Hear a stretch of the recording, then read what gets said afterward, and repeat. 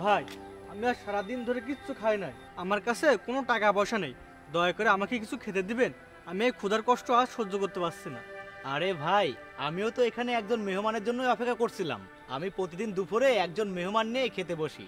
আজ এত বেলা হয়ে গেছে, সেই কখন থেকে মেহমানের জন্য অপেক্ষা করছি, কিন্তু পাচ্ছি না। আল্লাহ মহান, আপনাকে পেয়েছি। কিন্তু ভাই আমি তো আপনার মেহমান না। আরে ভাই, একজন মুমিনের কাছে তার আত্মীয় স্বজনই শুধু মেহমান না, দুনিয়ার সব মানুষই তার কাছে মেহমানের মতো। আপনিও মানুষ, আপনিও আমার কাছে মেহমান। আর দেরি না করে চলুন, একসাথে খাবো। এমনিতেই অনেক দেরি হয়ে গেছে, চলুন চলুন।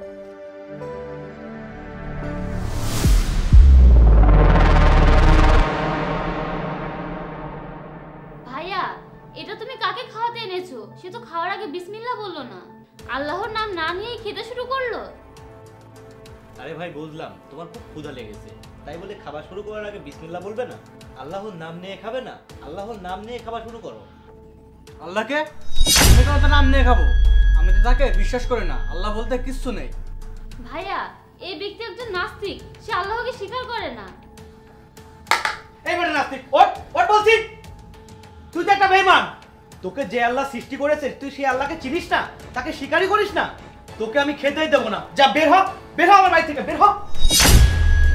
ঠিক কাজ করেছো ভাইয়া, এমন একজন নাস্তিক ব্যক্তিকে খাবার দেওয়া ঠিক না।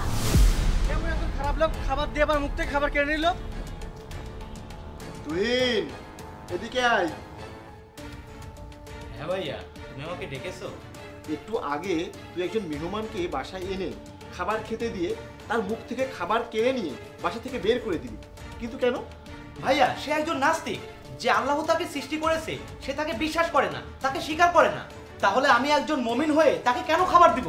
আমি তার মুখের খাবার কেড়ে নিয়ে তাকে ঘাড় ধাক্কা দিয়ে বের করে দিয়েছি। ভালো করেছি না?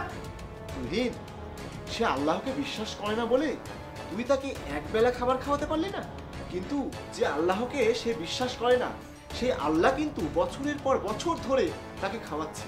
আল্লাহ তাকে সব ধরনের নিয়ামত দিচ্ছে। আল্লাহ তো তার জন্য কোনো কিছু বন্ধ করে দেয় নাই, তার কাছ থেকে কোনো কিছু কেড়ে নেয় নাই, আর তুই তার কাছ থেকে খাবার কেড়ে নিলি। ভাইয়া, আমি বুঝতে পেরেছি, আমি এখনই যাচ্ছি, তাকে নিয়ে এসে খাবার দিচ্ছি। এই ভাই, দাঁড়াও দাঁড়াও দাঁড়াও ভাই। ভাই, আমাকে ক্ষমা করে দাও।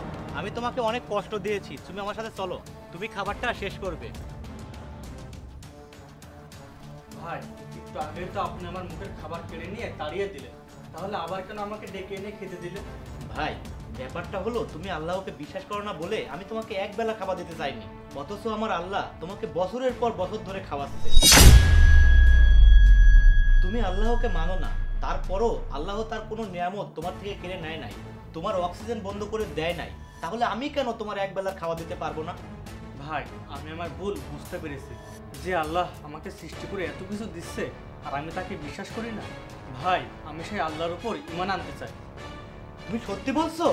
হ্যাঁ ভাই, আল্লাহ যদি আমাকে না ভুলে যায় তাহলে আমি কি করে আল্লাহকে ভুলে থাকি? আলহামদুলিল্লাহ, তুমি আমার সাথে পড়ো, আশহাদু। আশহাদু।